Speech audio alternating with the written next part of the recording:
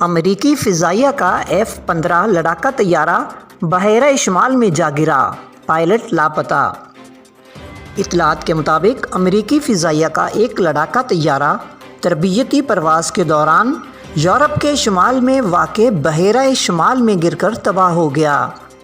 Pilot تاحال لاپتہ ہے۔ امریکی فضائیہ نے اس بات کی تصدیق کی ہے کہ حادثے کے وقت طیارے میں صرف ایک پائلٹ سوار تھا۔ امریکی فضائیہ کا F-15C ایگل طیارہ برطانیہ کے شہر سفوک میں واقع RAF لیکن ہیتھ سے اڑا تھا اور برطانیہ کے مقامی وقت کے مطابق صبح 9:40 پر بحیرہ شمال میں جا گرا۔ ابھی تک حادثے کی وجہ کا تعین نہیں ہو سکا ہے۔ امدادی کارکن پائلٹ اور جہاز کے ملبے کو تلاش کرنے کی کوشش کر رہے ہیں۔